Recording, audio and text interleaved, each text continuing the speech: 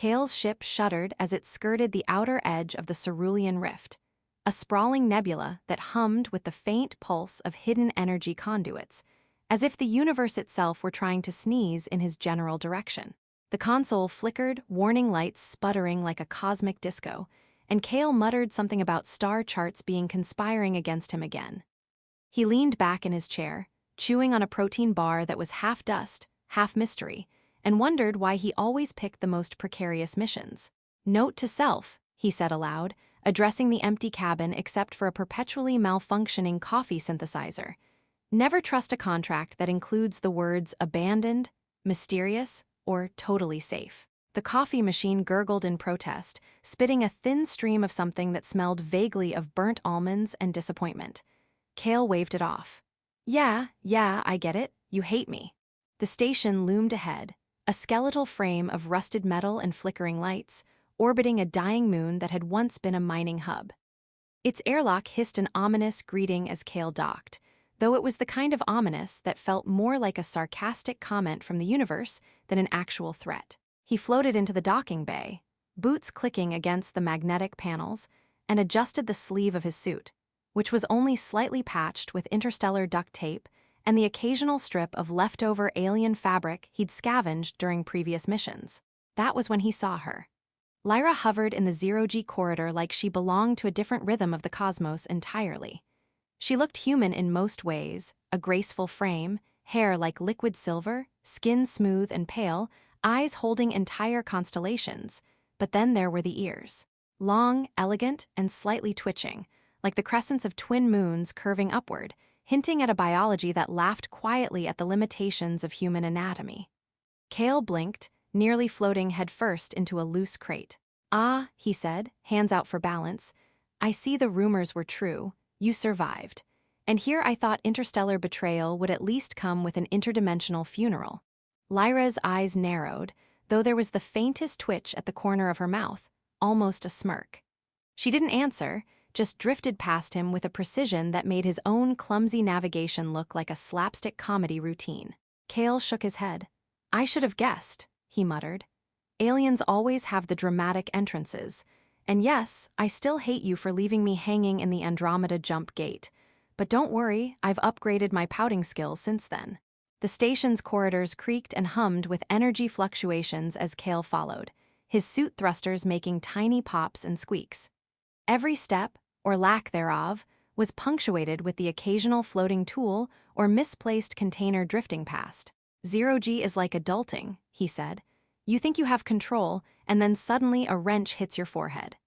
A wrench did, in fact, float toward him, and he batted it away with a grunt that sounded suspiciously like a laugh. Lyra's ears twitched sharply this time, and she adjusted her path to avoid the drifting debris, hands folding gracefully in front of her. "You haven't changed," she said, voice melodic but edged with that familiar sharpness. "Still flailing through life with charm as your primary strategy." Kale grinned, ignoring the sting of her words. "Charm has kept me alive so far. Also, luck, sheer panic, and the occasional alien barista who took pity on me once." He drifted closer, peering over her shoulder at a console that sputtered erratically, blue sparks dancing across its panel like miniature fireworks. "And look at that," he said, gesturing at the failing system. "We get to save a station and possibly, unintentionally, the galaxy. All before breakfast. Or what passes for breakfast when your nutritional paste is actually just beige regret in a tube." Lyra's lips twitched again, almost a smile this time, though her long ears flicked back with an almost imperceptible warning. "Do you ever take anything seriously?" she asked. The words weren't harsh, but the undercurrent of expectation, the kind that had once made him feel like the galaxy itself had sent her to correct his orbit, was unmistakable. Kale floated alongside her, attempting to ignore the subtle pull of old guilt gnawing at him. "I take things seriously," he said, patting the console that might explode any second. "Mostly the things that explode. The rest, I joke about to avoid crying in front of smart, judgmental alien women."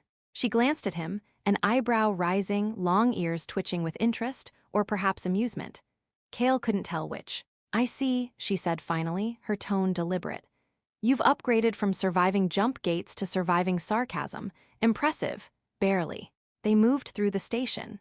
side by side, navigating corridors that groaned under their own age, machinery that sparked like impatient lightning, and tiny gravity anomalies that turned tools and crumbs alike into floating hazards. Kale kept up his commentary. "Watch out for that panel," he warned, nudging a hovering cable with the back of his glove. "It bites, electrically, unpleasantly, not like a cute space puppy that licks your face, it's more like a sadistic cat on caffeine." Lyra's eyes scanned the environment, measuring, calculating, floating with uncanny precision. "I see you still anthropomorphize danger," she said dryly. "Some things, Kale, aren't meant to be cute." "Maybe," Kale said, "but it makes it easier to live through them. And besides," he added, lowering his voice conspiratorially, "if life doesn't come with a sense of humor, the universe is just mean for no reason." For the first time since he'd seen her, Lyra's expression softened, just a little. The corners of her mouth lifted in what might have been a small, private joke between them, invisible to the rest of the galaxy. Kale felt the tension in his chest loosen ever so slightly, replaced with a flicker of hope and the dangerous realization that their history, bitter, messy, star-crossed history, was not entirely lost. They reached the main reactor room, lights flickering, panels sparking, and the air thick with the scent of burnt circuits and recycled oxygen. Lyra floated to the control panel with the ease of someone born for zero-G life, while Kale hovered awkwardly, nudging buttons and poking wires with reckless optimism. "Here's the fun part," he said. "We fix this mess without causing a station-wide fireworks display, or, ideally, without vaporizing ourselves. Minor details." Lyra's ears twitched. "You really haven't changed," she said, a hint of amusement lacing the words. "Still reckless, still impossible, still infuriating." "And you," Kale said, floating closer. "Still radiant, still terrifying, still making me regret every sarcastic remark I've ever made in zero-G." The console sparked violently, and Kale ducked instinctively, letting out a yelp that was half fear, half exhilaration. Lyra's long ears flicked in alarm, but she laughed, a sound like starlight and distant thunder, and Kale realized that, for all the danger and the past betrayals, some things, like the bond they shared, awkward and unpredictable, were impossible to destroy. Kale wiped the sweat, or maybe it was a mix of recycled oxygen and lingering panic, from his brow as the last of the sparking conduits died down, leaving a soft hum of functional power in the station. Lyra floated beside him, hands folded behind her back, long ears twitching like delicate antennas picking up a universe only she could hear. "Well," Kale said, spinning slowly in zero-G because honestly, why not? "We didn't die. Not spectacularly anyway. I'd call that progress." Lyra didn't answer immediately. She hovered by the reactor, her gaze scanning a panel that still flickered faintly. "You really do have a remarkable ability to underestimate danger," she said, voice smooth, but with the hint of amusement that made Kale's chest ache in a familiar, maddening way. "And yet somehow, you survive." "I call it talent," Kale said, flailing one arm in mock bravado. "Mostly talent, and maybe an overabundance of sheer dumb luck. You know, the usual human traits that make aliens like you worry." Her lips twitched in something close to a smile.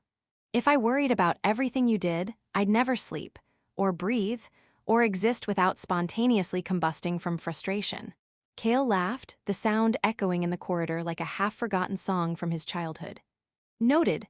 I'll try to minimize spontaneous combustion opportunities, though I make no promises. I work best under chaos." They moved toward the central hub, navigating corridors that still flickered with the erratic pulse of failing power conduits. Lyra's ears twitched with each hum and squeal, measuring the rhythm of malfunction, almost as if the station itself were a living entity she could read. Kale floated awkwardly behind her, dodging floating tools and containers as though he were performing some kind of zero-G ballet that had been poorly rehearsed. "You know," he said, nudging a wrench that was lazily drifting toward him, "if someone were watching us right now, they'd assume this is either a well-coordinated mission or a comedy of cosmic errors." "I vote for the latter." Lyra glanced back, one silver eye narrowing slightly. "You always find a way to make danger ridiculous," she said. "Do you ever take anything seriously?" Kale shrugged. "Sometimes, like when I choose protein bars. Those things are life or death, Lyra. You should try one. It's thrilling. Mostly because it tastes like nothing you've ever wanted to eat, and occasionally explodes if left near a power conduit." She raised an eyebrow, exploding protein bars. Truly, your world has refined peril into an art form. They reached the central hub, where the station's main systems flickered like dying fireflies in a jar. Kale floated toward a console and poked at a cluster of wires with a screwdriver that had a handle suspiciously chewed from previous missions. "All right," he said. "If we survive this, I deserve a medal, a parade, and at least one alien pastry shaped like a star." Lyra's ears twitched sharply.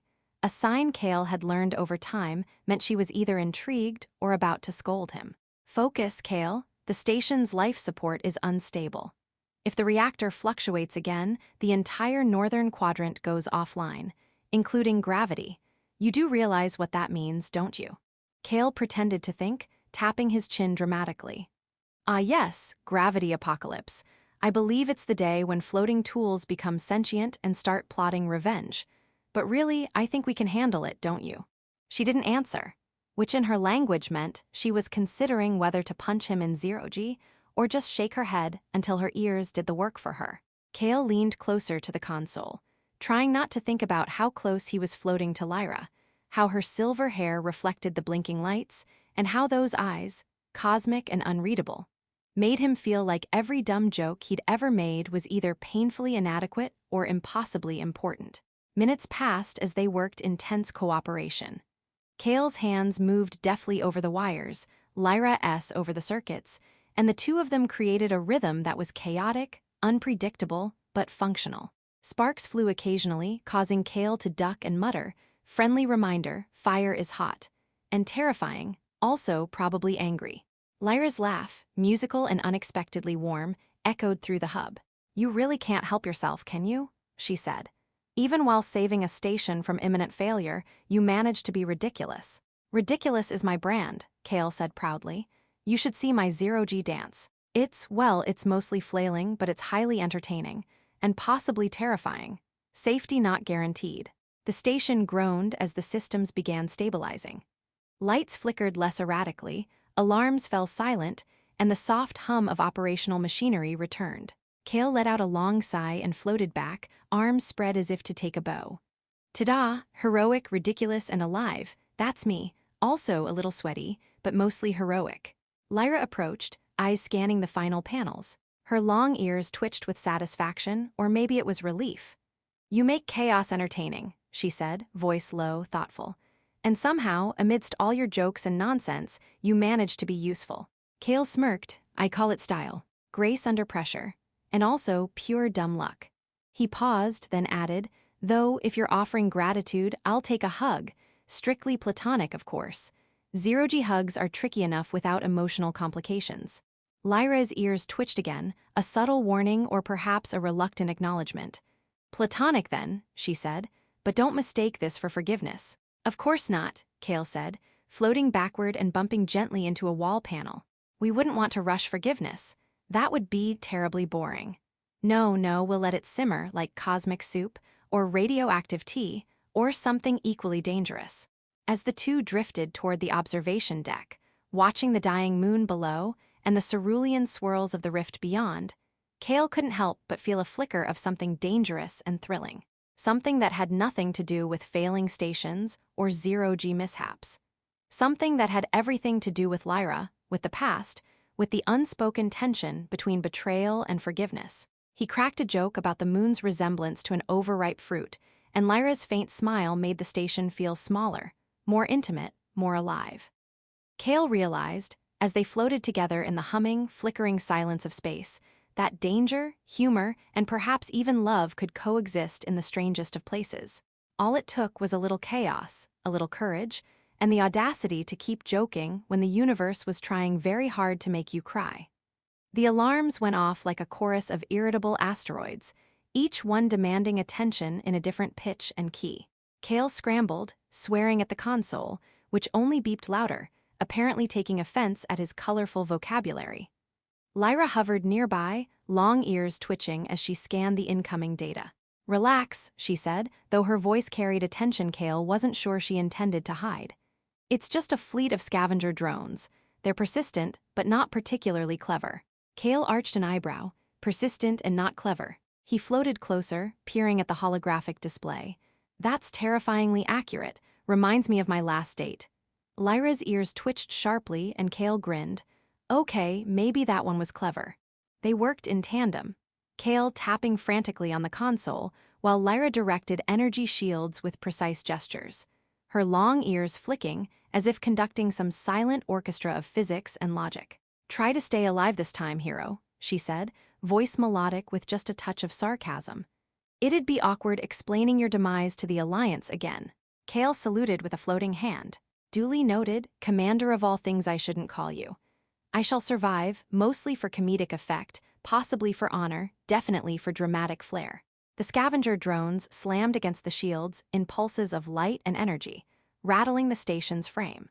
Kale's hand slipped on the console, sending sparks dancing into zero-G like miniature fireworks. Ah, I seem to have invented unintentional fireworks. Very theatrical, wouldn't you agree? Lyra rolled her eyes, though the faint twitch at the corner of her lips betrayed amusement. You're a hazard to the cosmos and your own species, she said, guiding a drone into a trap field with a flick of her hand. But yes, very theatrical. Minutes stretched, each one a dance of precision and chaos.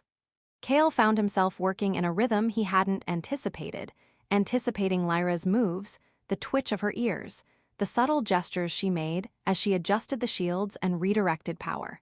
He realized, in the middle of sparks and laser fire, that their cooperation had grown beyond instinct and habit.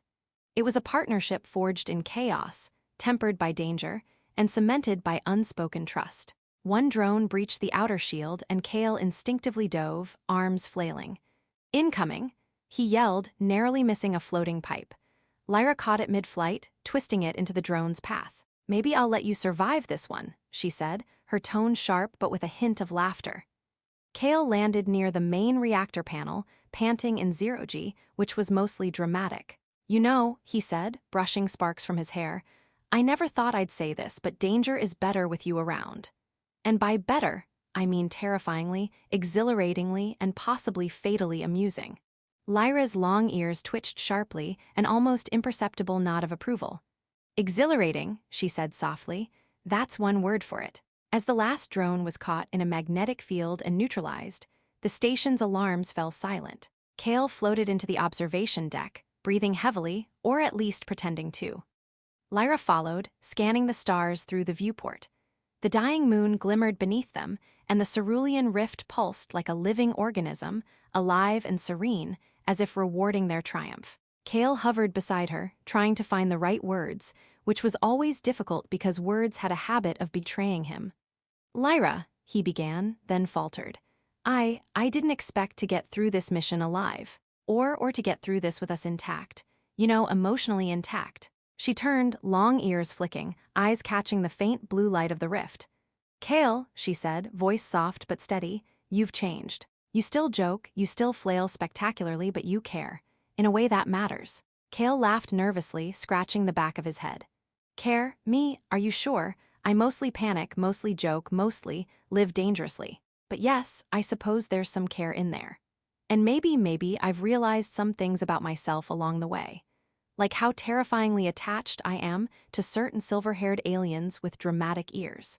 Lyra's lips twitched, almost a smile, but the weight of past betrayals lingered in her gaze.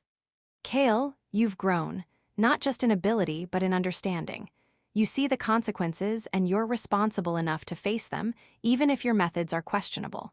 Kale floated closer, taking a risk that had nothing to do with zero-G. Lyra, I know I've made a mess of things before. You know that. I've been reckless, foolish, and, he paused, heart hammering. And I betrayed you in my own way by not being what you needed when you needed it most. But I can't change the past. I can't undo the mistakes. What I can do is this.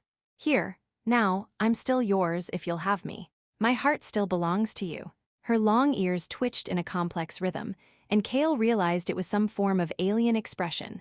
Perhaps laughter, perhaps thought, perhaps approval. She floated closer, eyes locking with his, the distance between them filled with every unspoken apology, every fleeting moment of connection that had survived betrayal and chaos. Kale, she whispered, you're impossibly stubborn and irritating. And yet you are right. Despite everything, despite the past, I see you, and I accept you. Here, now. Kale's grin returned, this time less nervous, more victorious. Good, because I was planning on surviving anyway, but this is much better than surviving. This is winning, the big emotional jackpot, even if it comes with a minor risk of zero-G dizziness. She shook her head, lips finally curving into a genuine smile. You truly are ridiculous. Ridiculous is my brand, he said, floating closer, letting the gravity or perhaps the universe decide the rest. They stayed there, side by side, watching the stars pulse in the rift, quiet except for the soft hum of the station. Cale realized that through every spark, every joke, every frantic dodge of danger, he had learned something invaluable. Survival mattered, yes, but connection, trust, love, and laughter mattered far more.